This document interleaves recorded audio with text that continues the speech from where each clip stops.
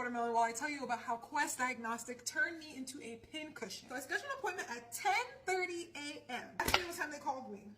Not 10:30, not 10:40, not 10:50, not 10:60. They called me at 11:15. The guy calls me in. I say, hey, I'm scared of needles. Please use the small one. Mind you, this guy speaks Spanish, and there was like a little bit of a language barrier between the two of us. But I knew he knew what I was saying. I think he just was like, stop being a baby. This man proceeds to pull out the biggest needle I've ever seen in my freaking life. He's like, okay. I'm like, no, wait. Before you stick me, like, let me just calm down. And I tried to tell him before, no one can get me on the first stick. I have to get stuck all the time. And I'm scared of needles. God, why did you make me, a girl who is scared of needles, have the worst veins in the world? He sticks me, starts wiggling the needle in my arm. No, it gets to a point where you're like, okay, I'm not gonna get this. He starts looking at my hand, and I'm looking at him like, no, like, you're not gonna use my hand. Now he gets the small needle out. So this man sticks me in my hand. Again, nothing comes out. I'm like, you know what, F it. Like, I wanted to leave so bad when I already got called 40 minutes after my appointment. I was trying to cancel it while I was there. Should've went to the location I always go to, but I didn't listen to myself. I'm getting ready to dip, and the man goes, I'm gonna get someone else to do it. This happens every time. Someone tries, and then they always have to have someone else do it because it never works. This woman comes out.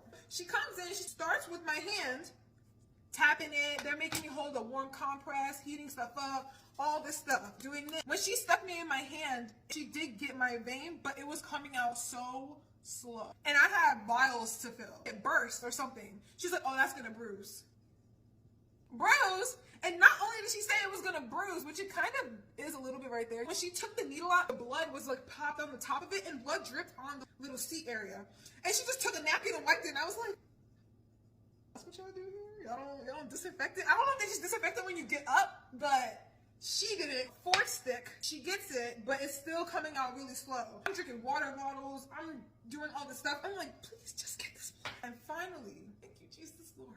When I got up, all I could see on the floor was the little blood thing from when it spewed a little bit. Like, you could see the blood thing on the floor, and then I'm just thinking about the blood that dripped on the table. I was like, yo, this place? Never coming back. I didn't cry this time though. Yes, I am 30. Yes, I will cry when I get a needle every freaking time, except for last time, because I think I was just fed up and annoyed at that point. I stuck 4 times. Both in my hand, both in my arms. At one point, I was like, what y'all gonna need next? How many times can one person get stuck for blood work? That is my story about how I was a pin cushion at Quest Diagnostic. If you are someone like me who is scared of freaking needles and will always be scared, doesn't matter how old you are, please let me know your horror story. I need to know I am not the only one that acts like this at this big age.